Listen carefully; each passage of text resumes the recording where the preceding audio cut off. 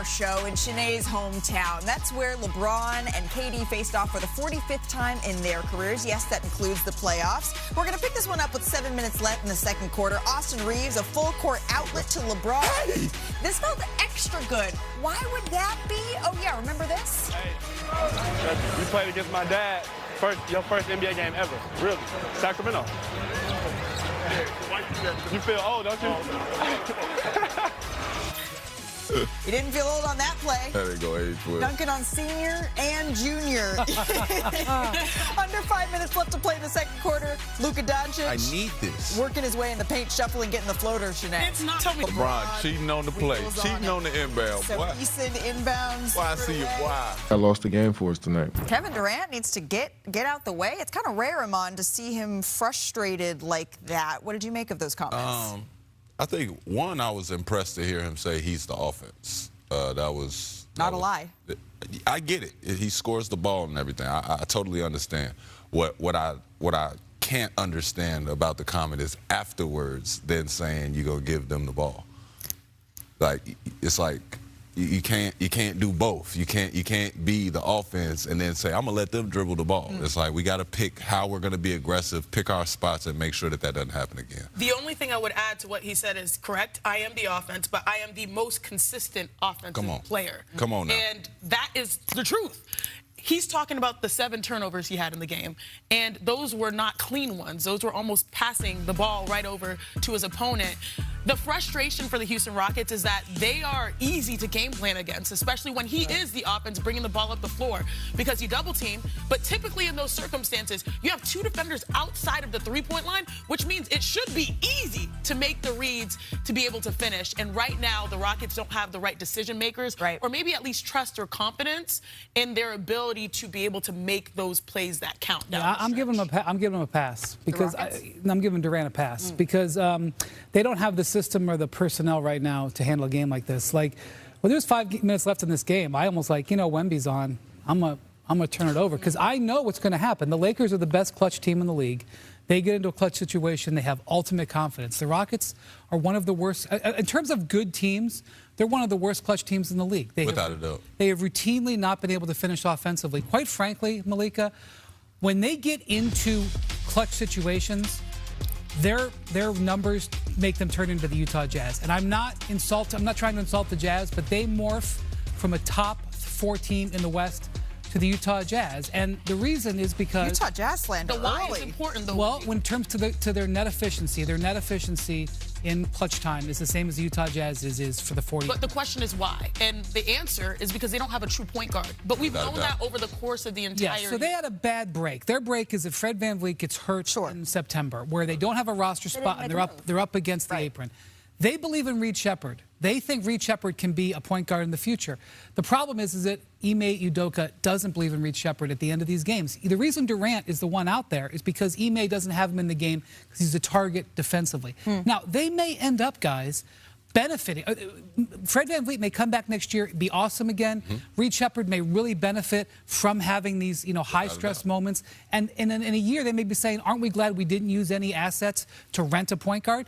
But when you have a 37-year-old player in Kevin Durant, you're not necessarily putting your team in the best position to win. And the numbers just do not lie. They have routinely not been able to get it done in close situations. Yeah, my biggest problem with having Kevin Durant go out there and have to depend on him so much when you do that, throw that double team at him, and then you see him make an unaggressive turnover as opposed to making a nice decision. You of having another superstar next to him, but saying, I'm going to play as if Kevin Durant isn't out there. And that ends up working out, and that's what usually happens in an all-star game. So that's what I'm looking at. It all comes down to winning the point of attack. And because he knew they were coming, it's almost like he was casual versus having that point of attack that you initiate. That's a better fix. I don't think we're going to see another game like that from Kevin Durant. Oh, no, he took accountability for it. These have been some of the issues that have plagued the Rockets all year long. So certainly I don't want to overlook that. These are things that are going to come up against team after team after team. But the Los Angeles Lakers, they also did this to Houston. They saw the game plan and they said, you know what? We are going to employ ours and we're going to do it well. They continue to send the double team. They haven't exactly been a defensive powerhouse all year long, and yet here they come. And Brian yesterday said on our show, right, he said after the Houston leg of this road trip, he could be ready to declare this a success or not, depending on how this swing goes. What are we thinking so far? Awesome. They got to win the next one. Yeah. Just get into the last 5 minutes in a close game. I like the Lakers, but I will say this. They could bring Şengün back tomorrow, and if the Rockets win tomorrow's game and just split this, it's a win for them. The standings are equal, and they win the tiebreak. So Houston, you know, while we can really look at the way they failed last night, and we can praise the Lakers, this can be totally flipped around with a good game tomorrow night. I did walk away from this, though, for Los Angeles, saying, Sinead, you know what? This is a real winning streak that they're on right now. Finally, you're starting to see the big three have real chemistry and picking their moments and sharing the basketball. It was that Austin Reeves drop up to LeBron to have the dunk. Those are the things that galvanize your squad. I look at the Houston Rockets, and I'm like, typically under Ime Udoka, they're the bullies, they're the dogs. But it felt like the Lakers were the dogs. They were bigger, particularly versus Reed Sheppard, versus other opponents. They would literally just mismatch him and then have people go to the rim, and they get easy looks. And you talk about defensively now, big caveat, Alperen Şengün did not play. But they held the Rockets to 35 points in the second half, the lowest half that they have had all year long. So I want to see them do it against the big teams, but it was a good Is that a side-eye? Oh, what? Bombastic side-eye. Not at all. Not at all. Not at all. I like the way the Lakers are playing right now. I do. But you're not too. This seems like a butt that is it's not a butt. It's not a butt. It's just I agree with you, Wendy. When we start talking about the playoffs, I just, you know, it's a different vibe for me. We're not talking about the playoffs. We're talking about the No, that's what I said. The streak is great. It's been a great time. It's been a great time. When it's a close game, the Lakers have a chance. So they just have to try to play in. But I'm just saying, last night, Houston handed them that. They beat themselves. If they can do it again, I'm not a guy that goes out there and says that. On Thursday, we're going to be having another. I'm not a guy that go out there and says that, like, you know, we beat ourselves and everything. But that was one of those games. All right. Well, there you go. The Lakers, though, they have one. Mina back here with you on SportsCenter, the City of Angels and the City of Dubs. Welcome to the Lake Show. Luka Doncic had 36 points as the Lakers downed the Rockets 192, extending their win streak to 6 games. LA now a game and a half ahead of Houston for third place in the West. The Lakers shut down Kevin Durant in the second half when he scored just 2 of his 18 points, and KD also had 7 turnovers. These two will meet again on the court tomorrow. Our basketball analyst, Shanae Agumake, with me right now, and LA's win streak is up to 6. But more importantly, Shanae, they've won 4 straight against top 10 teams. What jumped out watching the Lakers beat the Rockets? You know where I'm from. I always have these types of matchups circled. And typically under Ime Udoka, the head coach for the Houston Rockets, they are the bullies. They play defense the physical way. I was shocked. The Lakers dictated. They dominated. And most importantly, their big dog showed up. Luka Doncic, obviously 35 points. Him and LeBron combined for 54 points on the night. And they exploited the Houston Rockets mismatches, particularly Reed Sheppard on the defensive end. This is a team, the Los Angeles Lakers, they handle their business. Bad teams they beat, the better teams they need to be more consistent.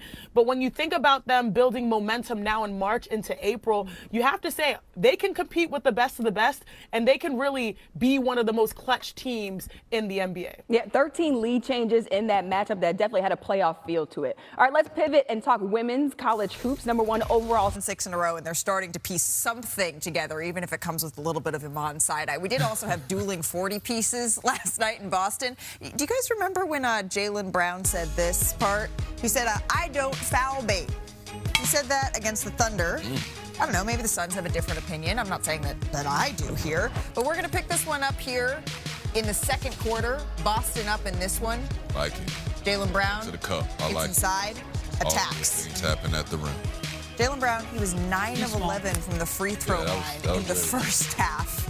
So jumping ahead here to the fourth quarter. Some course correction. It's a 2-point game. This is a good one here, Brian. Jaylen Brown, once again, gets to his spot and executes. There was no foul there. That was clean, high-level basketball. Clean, mean, winning machine, green. It is St. Patrick's Day. Oh, jeez. Devin Booker gets to the cup, finishes 40 points on the night. Couple possessions later here. Oh, scoop. Can't fall asleep. Weak side double. To the Euro. Hello. That's not an easy move when you come back. Tatum finished with 21 points. He did that to show us he ready. Yeah, this is the next Celtics possession. Jaylen Brown there to clean it up. And then the Celtics closing this one out. Brown drives. Man, pump muscle. fakes. Oh, my God. Nails the jumper. He finished with 41. By the way, 19 of 21 from the free throw line. That's a career high for made free throw. No Kawhi last night for the Clippers as Victor Wembanyama and the Spurs, they rolled into town looking for their 50th win of the season, something that's been extraterrestrial. They haven't done it in nearly a decade. The alien. The wall was waiting, Shanae. The wall was ready. I watched Alien Earth. Oh, my God. They really Creepy running away series. with this? Yeah, He was not intimidated. Not at all. You know, Can he be the Lion King? You know how far you have to shoot when Victor's guarding you? From another planet. Oh, See what I did? but I'm bummed. what a star we have. And the planet is 35 feet in this instance. Well, Darius Garland can make those types of shots. Toilet bowl. Showing off some incredible range there. Later in the second, though, the Spurs now leading by 9 here. Stephon Castle puts the moves on Brooke Lopez. I'm athletic. Come on. We got to see that again. And then touch the glass like an 8th grader. Go crazy. Go crazy. Behind the back, he crossed over for the layup. And then now you can do a wimbo-wet. Here he comes. The lob finishing over Derrick Jones Jr. It's just too easy here. He is the lion. Yeah, Final he's the 20 lion. seconds to the Direction fourth. there. I feel like we need a little harmonizing. That defense was crazy. That defensive possession was crazy. Right foot, right hand. Oh, my God. And then it was just another Magic Monday for the Hawks as they soared past Orlando. I'll just pile them up today. Well, I didn't get any lemon pepper wings here. Nickeil Alexander-Walker, though, hell nah. He was peppery in this one. Came out on fire for Atlanta. Great signing in the offseason. Just Yeah. a great signing. Kicks it again to Alexander-Walker. Once again, gets it to go, really heating up now. I love teams that like playing together. They're looking like they're really starting to like playing with each other. Got that one to go plus a foul. 14 Yeah. points in the first, the most in any first quarter in his career. The He Hawks didn't up stop. 13 after one. Hell nah, he didn't. It's All a right, now to the second. Hey, Johnson for the slam. get all the babies out the street. The bench is loving this one. Atlanta now up by 14. 8 minutes to go. Hawks up big in this one. Nickeil Alexander-Walker, guard that man. He's left open, wide open in the That's corner. an X in the corner. You got to be there. Johnson finished with 6 assists, by the way, just to Alexander-Walker. 5 of them on three-pointers. Yeah, he had a lot more than Come on, 6. kids. We got an X. The Hawks up by 29. All right, later in the third quarter, Hawks up again. Drives on Paolo Banchero. Wow. That's tough. And then watch the little stare down that happens something to after say? this. Hawks up by 26. All right, Johnson wasn't done, though. Nails the three-pointer These there. light-skinned And as men. soon as Johnson Same hits the three. Same draft class. He has some of the stuff to say. Okay, a couple of similarities there. 5 minutes left to go here. Nickeil Alexander-Walker once again. He tells everyone just relax, relax. He finished with 41 points in this one. And the Hawks win their 10th straight, Shanae. What stands out to you? Close your eyes. They're streaking. Jalen Johnson is on pace to be just the 5th player to average 20 points, 10 rebounds, and 8 assists in a season in NBA history. So get that. Points, rebounds, and assists. This is more rare than you think. He is flat out balling. So you know it's time for me to talk nerdy to you. Jalen Johnson is currently averaging 23 points per game this season. More than Paolo Banchero, who he did put the clamps on a little bit, and Karl Anthony Towns. Now let's go over to the rebounds. He's averaging 10.4 rebounds this season. More than this kind of blows my mind. Giannis Antetokounmpo and the Bam Adebayo. Now let's get to assists. Man. He's currently averaging 8.1 assists this season. More than who? James Harden and LaMelo Ball. No shade, though, because I think Trey is on that list as well. The Hawks are honestly the hottest team in the NBA, winners of 10 straight, largely due to that man, Jalen Johnson. Well, yesterday, Brian Windhorst, he billed this as the game of the night.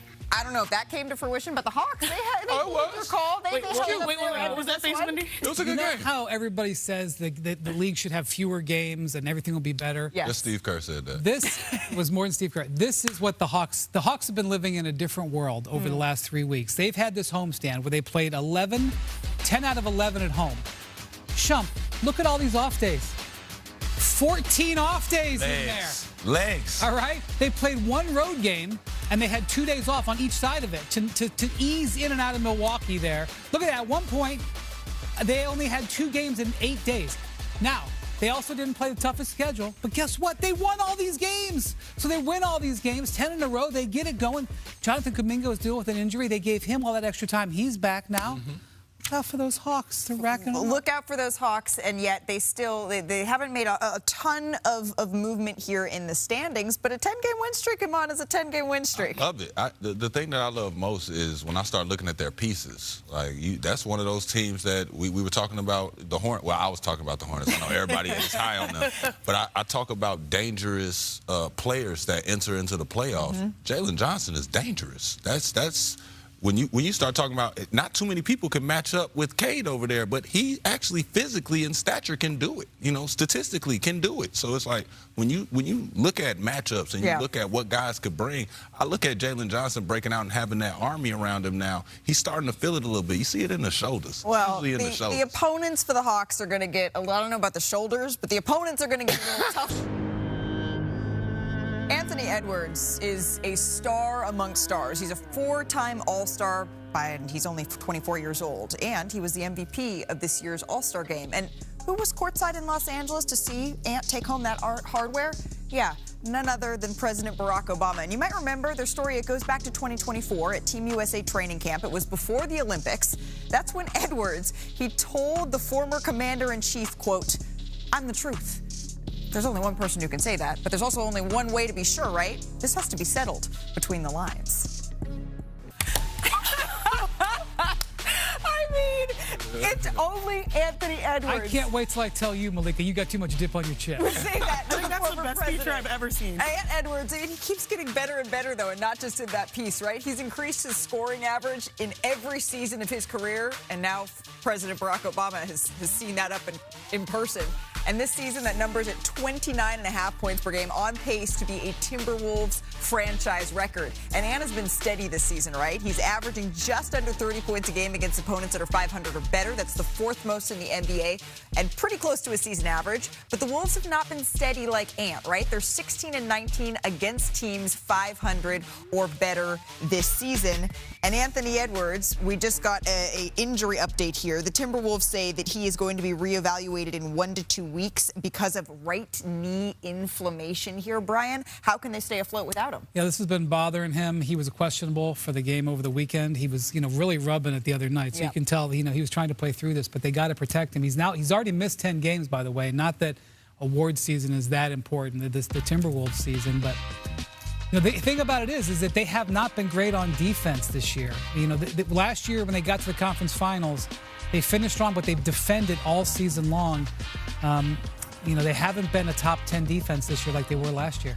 Yeah, when I look at them, I think this is going to be a pretty tough blow. I know you got to give them time, but I can't see them doing much of anything without Ant-Man. I've seen them have their woes throughout the year, and though he's playing well, I'm trying to figure out how their record is reflecting what it's reflecting right now, how we keep even having to have these conversations, because it doesn't look like they're a team that's ready to walk into playoff territory. It just looks like Ant-Man can propel them to do whatever he wants them to do. Well, they are 6-4 this season without Anthony Edwards, which isn't falling off a cliff here, Shanae. But it's a tough time because I'm looking at the standings, and right now the Timberwolves are at 6, 41-27. The Suns are 39-29. So there's a 1.5 game situation where if they drop off with Ant out, they could be on the outside looking in. The Suns have the hardest schedule amongst all of those teams, and that may end up being important here because Minnesota is obviously probably going to take a loss. I do like 1.5 game situation, though. That's how I want to refer to it. That's not a difference. It's not a separation. It's just a situation. You're not separating, you're situating. By the way, I mean, how incredible. Out our brackets. Yes, we're coming in under the wire. Never fear. Seth Greenberg is here. Coach, the first 4, it tips off later tonight, and round 1 begins on Thursday. So for NBA fans, who maybe is a player that we should be watching that can make a deep run this year and we could be hearing about again in June? Big Daddy Perk's going to like this one. Darius Acuff Jr. The dude is just different. High basketball IQ, big physical body, shot maker, floor game, has a great feel. At the end of games, all he does is make the right play. He had 31 in this basketball game. He also had 11 assists. Watch him draw 2, kick it out, has eyes behind his head, plays at a great pace, changes speed, changes direction. The best layup shooter in college basketball, and also a 40% three-point shooter. He reminds me of this guy, Lillard, Dame Lillard, in terms of Dame time. That's what this guy is. He's the best closer in college basketball also. You see that sidestep? Absolutely. Darius Acuff's got the sidestep, he's got the runner, he's a finisher, right leg, off hand, and he's a terrific passer. These two guys are two of the same. Darius Acuff Jr. is the best point guard in the draft. And this guy right here, a little under the weather. Keaton Wagler, Illinois, 6'7" guard, unlimited range, can play off the catch, can play off the bounce, all kinds of runners in the lane, has a little Steph Curry in his game in terms of his range and his ability to use his angles in getting to the rim. Nice middle game, nice step back. This guy right here, an elite defender, can make plays for others, defend. Those two guys, they're lottery picks. Acuff is the best guard in the draft. Wagler, maybe the best, what I call ball guard in the draft, which is a scoring point guard. Best ball guard, best guard in the draft. And if we're talking about the lottery, I feel like I've been hearing the same three names that have been at the top of the NBA draft board since the season started, right? We're talking about Darren Peterson. We're talking, of course, about A.J. Debinsa and Cam Boozer. So of those three, who has the most to gain, do you think, Coach, in this tournament? You know, everyone's going to want to say it's Peterson. I mean, and people are going to say it's Peterson because he hasn't played as much. I don't think how he plays has anything to do with his upside in terms of the draft. I think really what it has to do with it is his physical and when he has his interviews, because the guy's talent is undeniable. He's so good. 3-level scorer, runner, willing passer, great body, does a nice job running the floor and catching in transition. It's all about his interview and his health. You know, he's got to show people that he can play. More importantly, he can play through discomfort. But this guy right here, Cam Boozer, he's the most underappreciated guy in the draft right here. What I mean, he's not a runner. He's not a jumper. What he is he's a player. High basketball IQ. And right now they're playing him as Scottie Pippen. He's their backup point guard at Duke right now. He can shoot the three. He can beat you off the bounce at the elbow. Great feet defensively and rebounds the basketball. You don't have to be a run and jumping athlete to be a great player. That guy, Cam Boozer, he's ready to plug and play in the NBA, and not a good leader, but a great leader. For an 18-year-old. He's just a little bit different. He was raised to be an NBA superstar. Raised to be an NBA superstar. You're making me rethink not having Duke in my Final Four. Okay, before we let you go, is there anyone else that we should know that you maybe have your eye on, even someone under the radar maybe? Well, I'm not sure how far he's under the radar, but Nate Ament, 6'10", 7'2" wingspan, reminds me of Kevin Durant. Long, aggressive in terms of right now. He's doing a better job of getting to his spots, playing with a better base. You see him off the bounce, 6'11". Watch that high release point of his. He does a good job of getting to his spots, shooting a three much better. You can play him all over the floor, willing passer, can finish at the rim, and an elite defender with that length. So when I think of another guy that's a little bit under the radar, I think Nate Ament is under the radar. Started a little slow, but as he's matured into the game and got a little bit better understanding of playing with a base and more powerful, this guy right here, he's going to be an NBA All-Star. Seth, I feel ready now. 6'10", shoots it, long, athletic, reminds me of KD. Reminds you of KD. He's no pretty high shump, though. praise. He's no shump. Well, no, not everyone can just walk around and be shump. That's kind of a different level. Seth, we appreciate the time. I believe me, I experienced it in real time. See, shump is just the definition of excellence. That's why I tried to dress like him today. Seth, we will see you soon. Appreciate the time. The tournament, it is set. The numbers, they keep on climbing here in the bracket challenge. Millions of brackets have been filled out. Some of us still have to fill out ours. Download the ESPN Tournament Challenge app. Fill out your men's and women's brackets right now. He's not a household name yet, but one player that you can expect to hear from next March, well, that's Christian Collins, the number 5 overall high school recruit, according to ESPN.com. And Collins has yet to declare a college choice, but spend 30 minutes with him, as I did recently, and the joy and the spirit that he has, it's just contagious. And his story is one that will stay with you. I know it did for me. He's facing a battle that we have yet to see in the NBA. We have the number 5 overall recruit from the 2026 class here in studio, Christian Collins, his wonderful mom, Angel. Welcome to NBA Today. How you doing? How you doing? We are so excited to have you in our Los Angeles studios. Let's start with what we all love, which is basketball. Our national recruiting director at ESPN, Paul Biancardi, this is how he described you, which I thought is really interesting. He describes you as a tantalizing combination of size, length, mobility, plus good defensive anticipation. Is there a player that you think maybe in the NBA right now that your game resembles a little bit for all of the NBA fans watching, saying, all right, what are we going to see at the next level? I definitely would say Pascal and a little bit of Kevin Durant, a little bit. I can play the 1 through 5. Whatever my coach needs me to do, I do it just to win. A team player, a leader, and things like that. Mom, when do you remember him first picking up a basketball? Ooh, he was about actually 1. I had a hoop on the wall, and he would stretch his little body to put the ball in the hoop. It was about 1.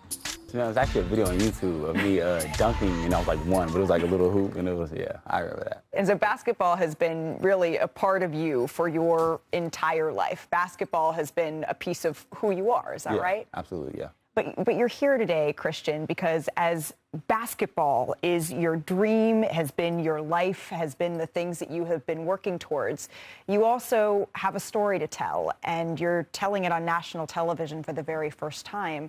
So what can you tell me about your diagnosis? So I was born with a diagnosis called cystic fibrosis. It's a genetic condition, and it affects my lungs and pancreas. I have a really mild version of the condition. For example, I'm 6'9", and you're not supposed to be as tall when you have cystic fibrosis. You're not supposed to gain as much weight when you have cystic fibrosis. You're not supposed to be just doing the things that I'm doing right now. And a lot of times they would call me like a miracle case. And it's all thanks to God, because, you know, when I was younger and I was admitted, I don't think it really settled in for me that I had cystic fibrosis until I was admitted to the hospital for about 2 weeks. And I was being pumped with medication and things like that. How old were you? I was about maybe like 10. And I felt like quitting multiple times, and it was hard for me. It really was. But the fact, I always wanted to be normal. Like, I always wanted to be like a normal kid. So I never told anybody that I had cystic fibrosis. I never let it affect me. I never just went around saying, like, having people feeling sorry for me. Like, I just wanted to just show people I can still do the things I'm doing, like, with it. So it was pretty challenging, but for the most part, it's really helped me grow to who I am today. When it comes to basketball, when did you know for sure that this was going to be a sport that was going to be safe, that you were going to be able to pursue at an incredibly high level? Because I'm sure there was a moment where that was in doubt. I always knew that I had the ability to, you know, be really great, and regardless of what I have going on. And when I would say I was a freshman, I was playing JV, and I was at the bottom. Like, it was bad. It was bad. I had a lot of hate that I was hearing from people around me and on TikTok, and that's where I started showing my journey on my TikTok, and it was just people hating on me. And when you say hate, what do you mean? I would mean, like, just people doubting me, laughing at me. Like, at a point, I was about 6'5", and I couldn't dunk, and people were just, like, laughing at me and making jokes. I would never be good. Who are you? Just a whole bunch of different things, and it always, I used to come home sometimes in tears, and I used to cry, and I just knew, like, I had to separate myself, and if I wanted to get to where I wanted to go, then I had to sacrifice certain things. And the hate that I was experiencing, it tore me apart. I would feel like it really did, but I just let that fuel me. I just let that keep me going, because it was a lot. It was a lot. There hasn't been an NBA player that has been diagnosed with cystic fibrosis that we know about. I'm hoping you can put yourself in that frame of mind, walking across the stage, shaking the commissioner's hand, and what that is going to represent for so many people. How does that make you feel, picturing that dream? I just know that I got to stay grounded, and I know that I'm so close, but I'm so far. And I just can't get complacent, because, yes, I made a huge jump right now, but ever since, like, I knew what it felt like to be at the bottom, I will never not be humble ever again. I will always make sure I stay grounded, and I always keep working, because, yes, I'm number 5 in the country. Yes, I'm a down. Yes, I got hoops on, but it doesn't mean nothing unless I got to make it. Like, I still didn't make it yet, like, you know. So just to have this dream, and I'm just so close to it, it's really a blessing, but I just got to keep going. Your mom brought this magazine here of a young Christian. It says, "Christian won't quit. A lung disease can't stop this 12-year-old basketball star."